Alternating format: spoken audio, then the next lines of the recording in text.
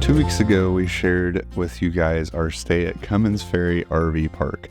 We had such a good time at Cummins Ferry. We were able to paddleboard, and we were able to install our brand new Max Air fans. After Cummins Ferry, we decided we wanted to check out a harvest host that we've never been to before in Columbus, Ohio. But first, we found a Flying J that we were able to refuel at, and Steph was particularly excited about this because she found out if you download the app, you can save 10 cents off a gallon anytime you use a Pilot or Flying J. Y'all, I'm really excited that that worked because we really do try to use Flying J's just because it's so much easier, better peace of mind knowing that we can pull into these RV spots really easily. Another reason Flying J's are great for RVs, not only do they have these RV specific lanes, but most all that we have seen have dump stations as well. We've never used them, but it's a pay for thing. You go inside and get a code from the cashier, come back out and use them. I will say too, if you have a good Sam's card, I know you get a pretty significant discount on these. Again, never used them, but super handy, especially if you're boondocking or whatnot. Just RV specific lanes, RV dump stations, sometimes there'll be water. Really nice. Hey, 10 cents off a gallon. 10 cents off a gallon, not I'm bad. hype. All right. Flying J. Flying J.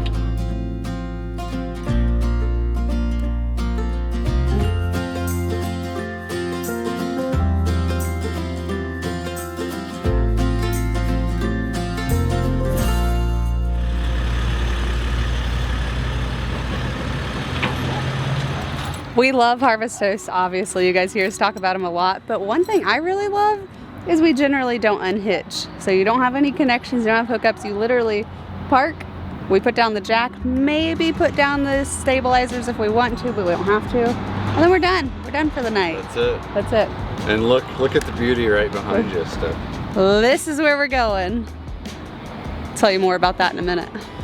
All right, so the real reason why we came here is because it's a brewery, but also it's super dog friendly. And as you guys may or may not know, we're obsessed with our dog. So this is Brewdog Brewery. It's actually Brewdog Tap House and Hotel, technically, in Columbus, Ohio. Fun fact, I had actually found this hotel and brewery like months ago, and when we were living in Indiana, I told Mike, we should just go and get a room one night because it's super dog friendly and it's a craft brewery. I've got to switch sides because Callie's being ornery. We never ended up coming here to stay in the hotel, but then we were planning out this trip and I was like, oh, we could go that direction. And then I realized it was a harvest host. Yeah. So I was super excited. So I've been wanting to try this out for quite some time. Parking here, brewery here.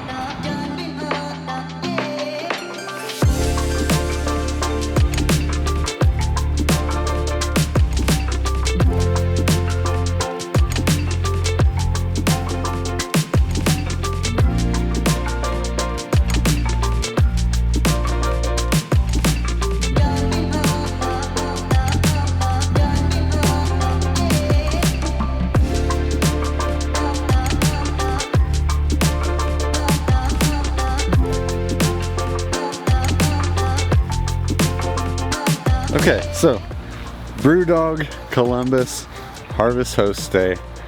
I'm always looking for our new favorite harvest host, and I think this might be it. So easy off, it'll be an easy on in the morning. Directly off the interstate. Checks off a lot of boxes for me. First off, it's a brewery. You guys know that we love breweries. Dog friendly. They have their own dog park. We just were out exploring the brewery a little bit and discovered that there's a walking path around this little pond right here, which is perfect. Little evening stroll with Callie as we watch the sun go down. So if you guys are still contemplating on whether or not to sign up for Harvest Host, I feel like this is a perfect time to sign up as we're heading into summer. And Harvest Host is one of the things that I will continue to tell you guys that you should sign up for, because I genuinely think that they're doing something awesome. They're providing unique stays for RVers. I don't know what else to say about it, guys. We love that it's a unique way to stay, and it's supporting local businesses generally. We don't only stay at breweries, although we mostly do. But if you don't drink, or you have kids and you don't want to take them to a brewery, there's museums and like all kinds of things. Farms, now they have golf courses. Lots of hands-on experience. And they're tied in with Boondockers Welcome now. So if you guys sign up for a membership, it gives you the option to also sign up for Boondockers Welcome, which is kind of like an Airbnb for RVs. Okay, anyway, we're gonna enjoy the rest of our night. See you guys in the morning.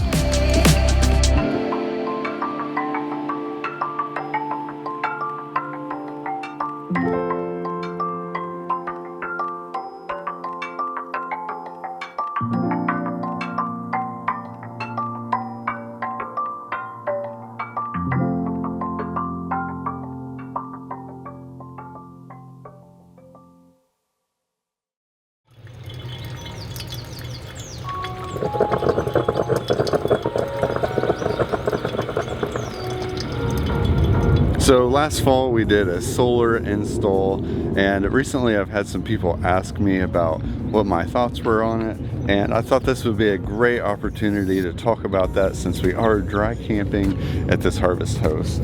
So we installed 400 watts of solar on the roof, a 3000 watt inverter, and a 60 amp charge controller, which has a capability of taking up to 800 watts of solar, and two 200 amp hour lithium batteries that we installed in the pass-through. Our friends Derek and Lacey from Cross Country RV Tech and Solar came out and did the install last fall. They did a great job, but I would say that we should have more solar on the roof. The charge controller that I got for a reason, and that reason was so that I could add more solar down the road, which we will probably do at some point down the road. On days like this, the solar does really well. It's nice and sunny out. It's keeping our batteries topped off. We just installed these two Max Air fans. They ran overnight. They did a good job. I think the battery this morning is at 85% and it's charging now. So with our current setup, we don't necessarily need more batteries, but I would say that we would be fine in this current setup to run for several days without any issues. I'd also like to say, in real world scenarios, that we have been really happy with our Renogy products, and I'll just be 100% honest with you guys, I haven't had any issues with it. One of my favorite features of the solar setup is the Renogy One, which we have set up right inside the door that shows your battery percentage and the watts coming in off the solar. And the app works remotely if you sign up for their premium service. So last night we went over to the brewery and I was able to get on my phone, pull up the app, and it was showing me what my battery status was and what was coming in off the solar. Anyway, just a quick update on that. We're heading out today. Steph actually got a contract in Ohio. She's a travel nurse, so she will be starting her travel nurse contract next week. So we'll be in Ohio for a little while.